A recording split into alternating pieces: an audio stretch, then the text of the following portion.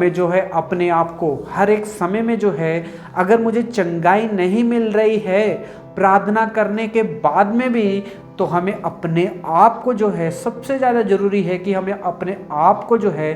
परख लेना चाहिए कि हम किस तरह से जीवन जी रहे हैं और अपना जीवन जो है किस तरह से हम बिता रहे हैं। हे भाई और बहनों, आज परमेश्वर इस वचन के द्वारा हमसे बात कर रहा है। हे भाई और बहनों,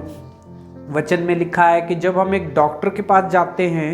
डॉक्टर के पास जाके जब उससे कहते हैं कि मैं बीमार हूँ, तो वो दवाई ऐसा नहीं दे देता है, पहले वो टेस्ट लिखता है। टेस्ट लिखने के बाद में जब वो टेस्ट जब सामने आते हैं तो उससे पता लगता है कि क्यों बीमारी आई, किस वजह से आई। फिर डॉक्टर बताता है कि ये बीमारी इसलिए थी तुम्हारे शरीर में क्योंकि ये तुम्हारे शरीर में था, ये रोग था, इसलिए तुम ठीक नहीं हो पा रहे थे, इसे मैं वही दवाई दूंगा जिससे तुम ठीक हो जाओगे। फिर वो रोगी जो है दवाई लेता है तो वो ठीक हो जाता है, क्योंकि उसने टेस्ट कराने के बाद में जो है दवाई ली होती है भाई और बहनों। इसी रीति से हमें अपने आप को, आत्म जीवन को भी हमें परख लेना चाहिए कि हम विश्वास में कितना है, हम आत्म जीवन हमारा किस तरह से हम जी रहे हैं, हमें इस चीज़ का भी ध्यान रहना चाहिए। हमें यहाँ पे हम वचन में दिखते हैं कि है मेरे भाइयों, यदि कोई तुम में कोई सत्य की आत्मा से मार्ग से भटक जाए तो उससे फिरा ले आओ, तो वह ये जान ले कि जो कोई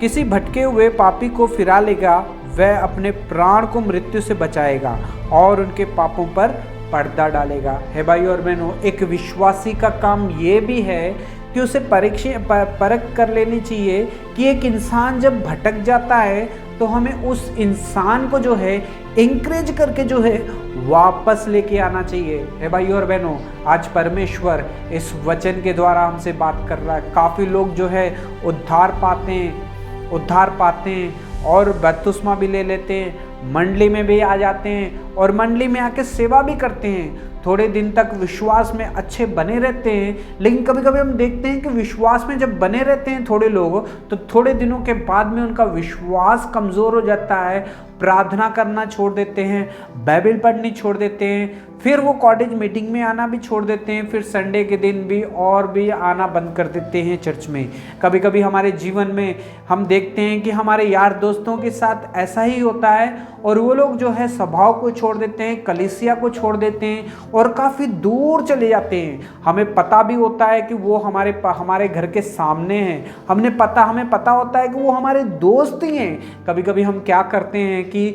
उनको जाके ये सब बातें बताते नहीं हैं कि भैया आप जो कर रहे हो वो गलत कर रहे हो, वचन में ऐसा नहीं लिखा है। हे भाई और बहनों, अगर आप बीमार हो तो भाई और बहनों आपको परख लेना, जांच लेना चाहिए कि आपके सामने अगर कोई विश्वासी कमज़ोर है,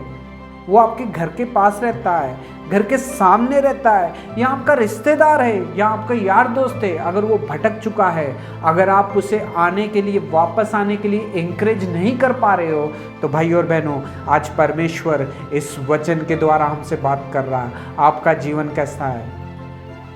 आप कैसा जी रहे हो, आपका विश्वास कैसा है, आपके द्वारा लोग इंकरेज हो पा रहे हैं, आपके द्वारा लोग जो भटक जा रहे हैं क्या वो फिर से वापस आ रहे हैं, आपके जीवन में क्या हो रहा है, आपका जीवन कैसा है। भाई और बहनों, कहीं इसलिए तो आप बीमार नहीं हो कि आप देख के भी जाने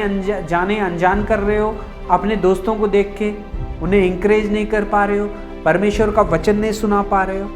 क्या आज परमेश्वर आपसे इस वचन के द्वारा बात करता है? तो भाई और बहनों, ये समय है हमें अपने आप को परख लेने का, जांच लेने का। है भाई और बहनों, कभी कभी हम अपने लोगों को देखते हैं हमारे सामने जो कि विश्वास में बढ़ते रहते हैं और भी विश्वास में आगे बढ़ जाते हैं, तो कभी कभी हम उन्हें देख नहीं पाते हैं, कभी हम बर्दाश्त नहीं कर पाते हैं। यार मुझसे आगे निकल गया, यार इसके बच्चे मेरे बच्चों से आगे निकल गए, यार इसने घर के ऊपर घर बना लिया, यार इसने गाड़ियाँ खरीद ली, यार ये हर हफ्ते ऐसा करता है, हर हफ्ते ऐसा कर रहा, आगे बढ़ते जा रहा है और मैं पीछे रहता हूँ। हे भाई और बहनों, कभी कभी ऐसी सोच भी जो है हमें बीमार कर देती है। हे भाई और बहनों, कभी कभी ऐसी सोच जो है हमारे अंदर बीमारियां लेके आ जाती है। हे भाई और बहनों, क्या आपसे परमेश्वर इस वचन के द्वारा बात कर रहा है? तो भाई और बहनों, अपने आप को परखने का, जांचने का समय भी यही है भाई और बहनों। एक विश्वासी अगर भटक जाता है तो उसे पास फिर से वापस लेके आना चाहिए हमें, उसको वचन सुना के, उसको एंकरेज करके, प्रभु यीशु मसीह का प्यार दिखाना चाहिए हमें कि वापस आ जा। हमें एक दूसरे को एंकरेज करना चाहिए। ये सब करेंगे तो हमारे जीवन में जो है बीमारियां चले जाती हैं।